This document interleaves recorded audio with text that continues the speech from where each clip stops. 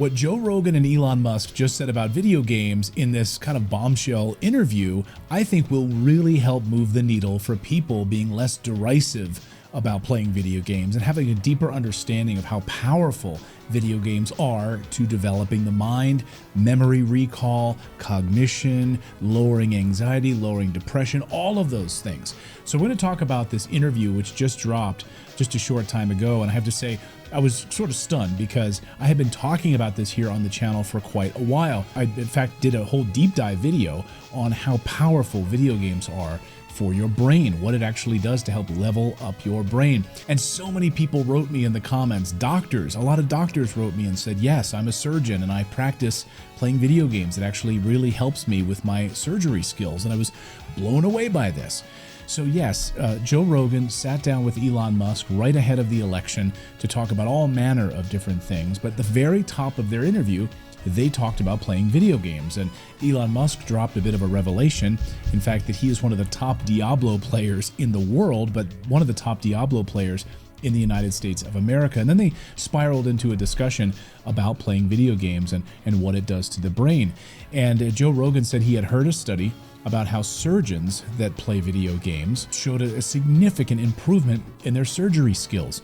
And this spiraled into a really interesting discussion about the benefits of sitting down and focusing on one thing at a time, playing a video game, and actually improving your cognition and memory recall. So I just want to play this part of this interview, the first few minutes of this, because I think it's really revealing, especially when you have a billionaire who started multiple hugely successful companies and the top podcaster in the world who's hugely successful talking about this. I think this is a game changer. Watch this. We were talking about something that I think is a really good, because people always think that video games are frivolous. But what you were saying, I think that's really important, is it's so difficult that it requires you to only think about that, and it can like relieve stress. Yeah. It can take out the rest of the world because it's so hard. Yeah. You can only think about that.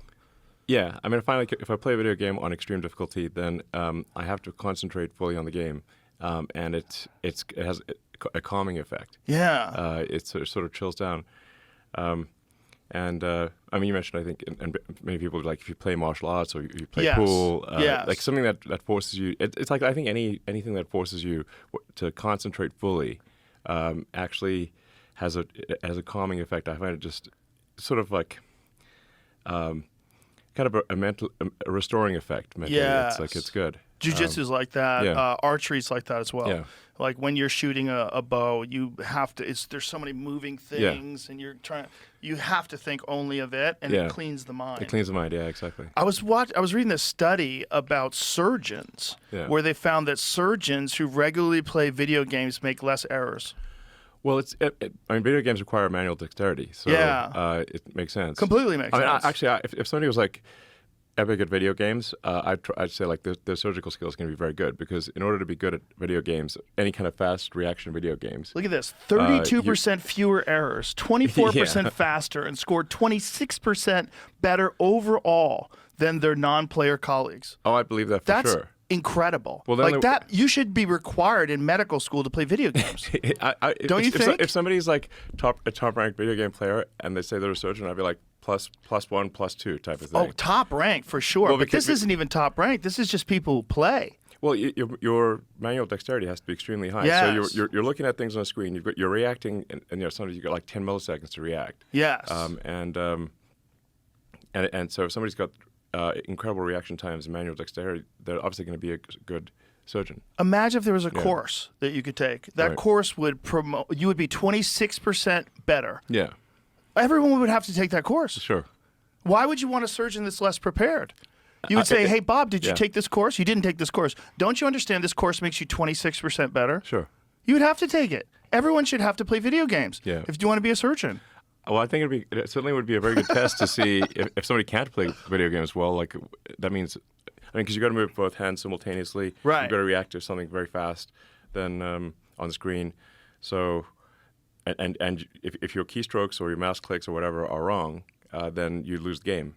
Right. So, if somebody's has a good rank in video games, I would say that their necessarily their manual dexterity must be extremely good. Well, it's so their fine hard. motor skills have to be excellent. If you think about like StarCraft or any game like Quake, any game where a lot of people are playing, to rise to the top, you have to be exceptional. Period. As a human being, there has to be something exceptional about you. Yeah, actually, if I mention Quake, way back in the day, I was one of the world's best Quake players. I know we talked about this. Yeah. I loved Quake. Yeah. I in my final semester in college, I probably put more time into Quake than all my college classes. When I was on news radio, all of the writers were super nerds. They were very, very fun guys, and they had a LAN set up at the studio where they all played Quake. I had never played video games, and I would go in with the writers and just kind of hang out with them. We'd get silly, and then we would all start playing video games and playing Quake against each other, and I got addicted, like hardcore. I got a T1 line installed in my house. I went hardcore. Yeah, exactly. Checking how many milliseconds of latency. Oh you have I was fully addicted. I was making my own computers. I was going to Fry's Hardware and buying motherboards and putting everything together. And it was too much of a time suck, though. Yep. Nothing compares to video games in terms of like the amount of feedback you get, like the sensory overload you get when you're looking at a large, high-resolution screen. You have a fast computer. You have headphones on. That you're hearing sounds from here and sounds behind you, and rockets are flying by you. And there's nothing like that. Yeah, for me, the intensity of video games is hard to beat. Yes, people dismiss it because they think it's just a waste of time. But we're showing like real world benefits of people playing video games. Yeah, I think that's amazing. I really, really do. And like my father-in-law, for instance, his doctors recently told him he's about to turn 70 that he should absolutely start to play video games to improve his memory recall, helping to ward off Alzheimer's in older patients. And there's a lot of discussion, in fact, about putting in video game consoles and machines inside of nursing homes to help with memory recall and to ward off dementia and Alzheimer's. Again, I don't want to, it's not like I'm trying to push video games on anyone at all. I just think it's really powerful to understand that there's a difference between sitting down and trying to solve puzzles in a game. And even if it's Fortnite, look, I'm not against Fortnite. My son plays Fortnite quite a bit. The ability to work with two fingers at the same time on different on different analog sticks, and being able to follow and scope out who's shooting you, where can I go from here? I have to hide over here. I have to pick up this treasure. I have to protect this team member. And you're running, and all of these things are happening at once, and you're singularly focused on that is a really powerful skill. It's totally different, and the research has shown that it's totally different than sitting down and just blindly watching Netflix, sitting there with your mouth open like a salmon. And yes, I know I don't want to hear the comment, everything in moderation. Like if you're spending 12 hours a day playing video games, that's a problem, right? Then your health is probably suffering. Your social skills are probably suffering, right? Maybe even your finances are probably suffering. You're not living a well-rounded life, right? But I'm talking about as part of a well-rounded person, enjoying some downtime, playing some video games instead of sitting there watching Netflix or just random stuff on the internet. Scrolling through Instagram Reels or TikTok videos that literally destroy your brain.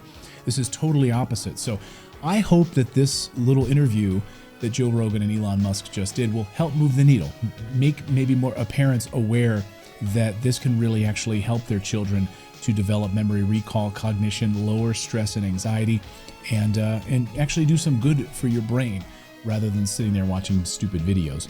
Anyway, I hope you didn't find this video stupid. I found this interview pretty enlightening. The whole thing is a bombshell interview, but the first 4 or 5 minutes talking about video games, I was pleasantly surprised. Anyway, tell me what you guys thought about this interview. Drop me a comment below. Thank you guys so much for subscribing to the channel. I just love talking about retro video games and new games here, and just having a chill conversation about video games. So thank you guys for being a part of this great community, and we'll see you next time.